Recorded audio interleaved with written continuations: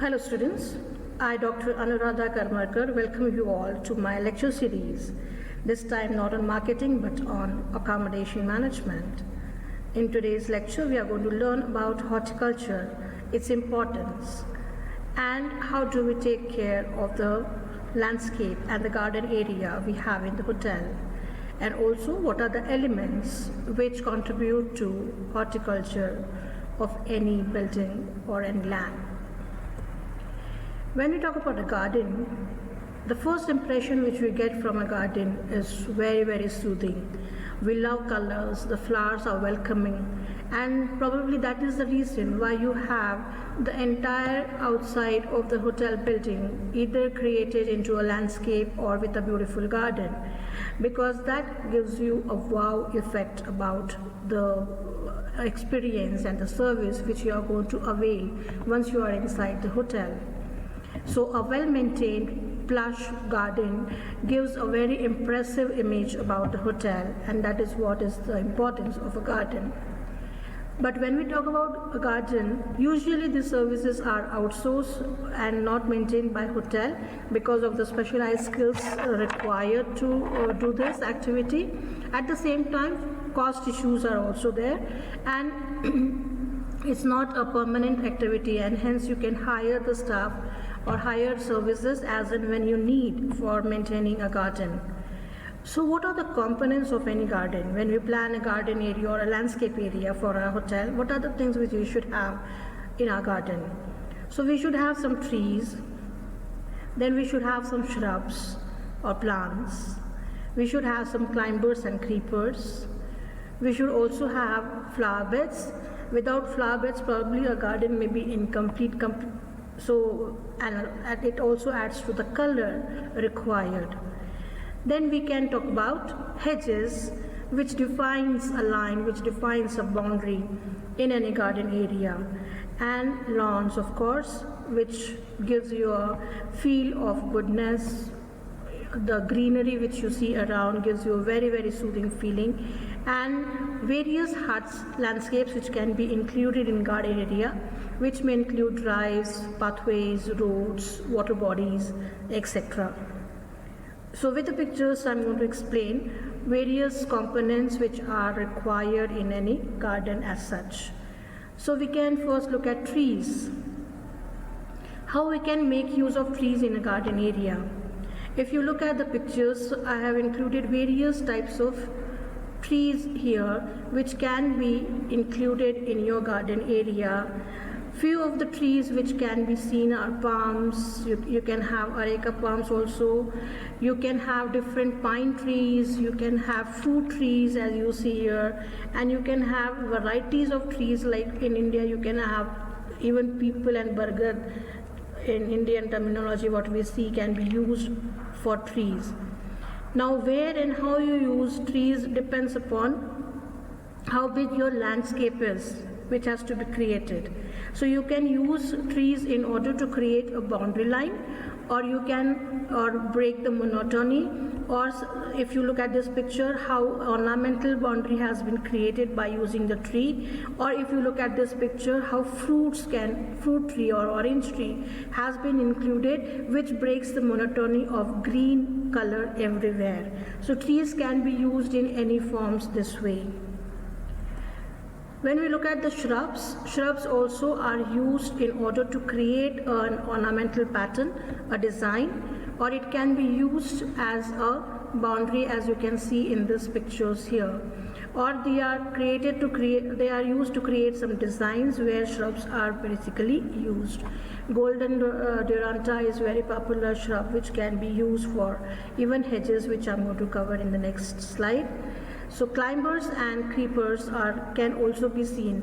Not very often do we see climbers and creepers in front of the house, but usually in backyard you will see such kind of creepers and planters, except for money plant, which can be seen very visibly. Large leaves of money plant, not the smaller one, can be seen with the support of a tree in a garden. That enhances and also defines the softness and hardness, because creepers are meant to give that softness which is required in the garden area.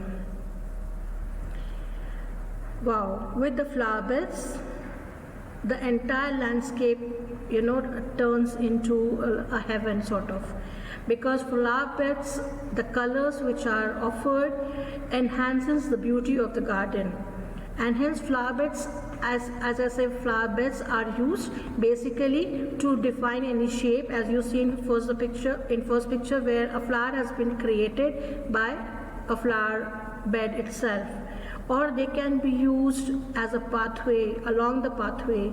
They can be used to emphasize any, as you see in the picture, the cut tree which is used to, grow these flower beds. So in different forms you can use flower beds, but flower beds are essential because of the color factor and to break the monotony of green. In the last picture you see that different color flowers are used, blues and whites and yellows and reds.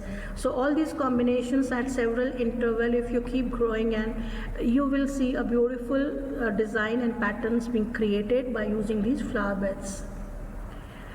When we talk about hedge as I said are very, very important because it gives a definite shape, size and outline to your garden area, and that's the reason why hedge is required.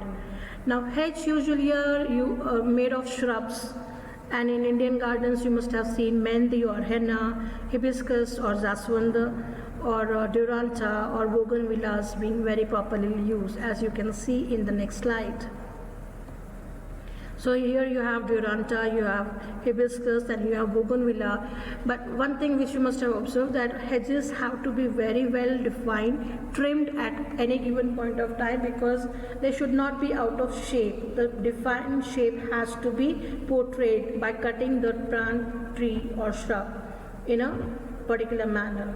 But you can, if you use flower trees or flower shrubs like bougainvillea and hibiscus, that gives you, that again as I said, breaks the monotony of green everywhere. Next comes lawns. Lawns are very important because it gives you that feeling of stretched, stretch effect can be obtained if you look at lawns. And lawns have significant cooling effect. They also provide oxygen required. They help you in trapping the dust and dirt, very important, and of course promote helpful microorganisms. It prevents soil erosions and filters out rainwater contaminants.